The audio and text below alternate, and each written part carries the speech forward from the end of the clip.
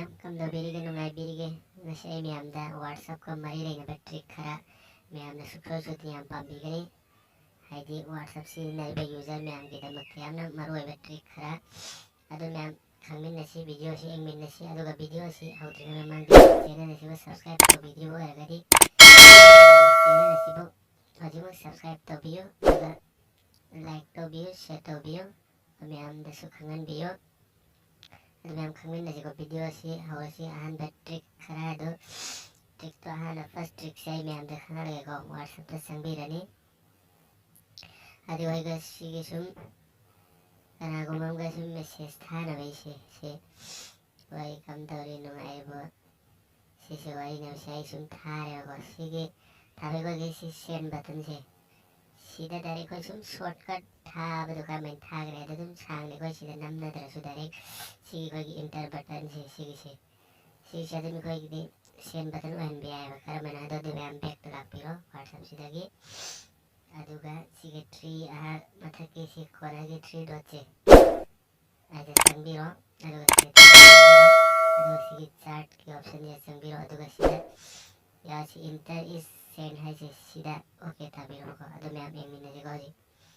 like संबीरो के बको अदु जी second तो ना तो सीधा डायरेक्ट उतरा सो सीधा सेंड बटन से और शॉर्टकट और रहता है सीने ना हाल ट्रिक तक भी रहो मैम पाम लगा दी चैनल से सब्सक्राइब तो भी हो लाइक तो भी हो और मैम जो खंगन भी शेयर तो भी हो अरे हमारे मैम शाहन बैटरी का तो गानी सुपर ट्रिक मैम अनि सुपर ट्रिक तो सीने है के मैम अरे शुभ दूसरी सी की मतलब कि डॉट होम जैसे भी रहनी अदुगा तो ट्रिक अनि शुभ तो कहीं ना है दा कोई की सीधा वारी ना सी व्हाट्सएप सी कोई सुंबा फोटो था पसे कोई गैलरी दा शो तो हनिंग दा दे हनिंग दा का हनिंग दा तारगा दिखो तो कमेंट तो करे दा गैलरी दा हनिंग दा तारगा दिखो सी के 3 डॉट से संग भी रहनी वो सेटिंग संग भी रहनी और सेट का ऑप्शन से संग भी रहनी अदुगा सीधा मीडिया विजिबिलिटी है से सीधा सी के शो ऑन तो वाला सी ऑफ तो भी रगा दिसी ada suatu orang ko kali lida aduh dari itu si custom chat ini miem do orang su wan tapi ai ada si foto si koi direct si koi thane ba misak tu hakki man thak pa video foto pun nama tu wan da orang su kali lida sida sangbi ni aduh sida media visibility harus sida no ge option je sida dum click to biraga okay ta dan berado ate sombe kali lida urai ko sida ni super trick mem aduh maka WhatsApp ke home super trick na ma'am सीनी सी के 3 अदु के trick तो कहीं ना है दे ma'am दे हान खान जगह है दे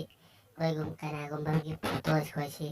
पा में बको है दी कोई तो माना ना थंबनेल या वीडियो है फोटो है WhatsApp सीधा दो अदु कमेंट हम गए अदु को सीधा पेस्ट करने बको सी की स्टार से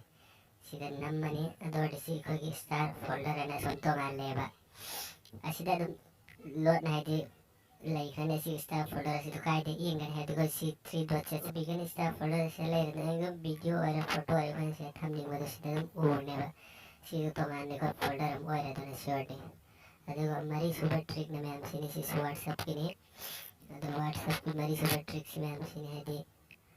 कोई की WhatsApp si da कोई ne karamba photo tham ki karamba profile tham bi ai di कोई kaya group ki ai di कोई si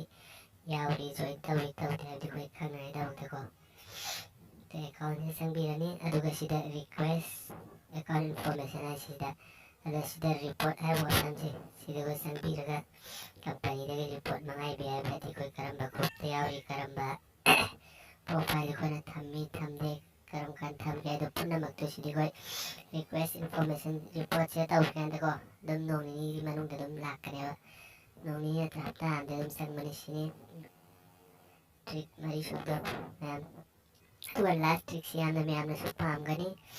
अदो मैं आपके से आना और वही पे इम्पोर्टेंट वही पे लास्ट ट्रिक से वही गनी खाली मैं आपने से आम पाम भी गनी है दिखोई ये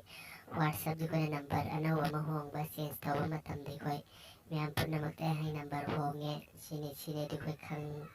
दादा मैं आप पुनः मत तो आना ना तो मैसेज था वही मोहत तक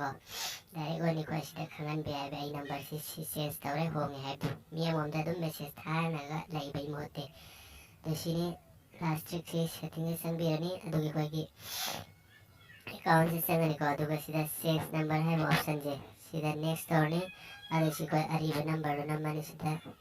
ada sida koi ariba number namani ko adu sida anauba number dum sida muk namani adu koi next towrni ko samna araba aduga sida मैंने सुबह मैंने सीधा notify contacts haji ko diya और जो contacts में हमसे contact I have chat with haji में हमसे दो है any call contact दो है custom दो है सी और कौन तो कहते हैं कोई की number ID कोई चीज़ तो ऐसे में हम ताक की मत होता है तो automatically मशान है तो कोई number से में हम नहीं दिस तो है तो खंगने वाला ऐसे में हम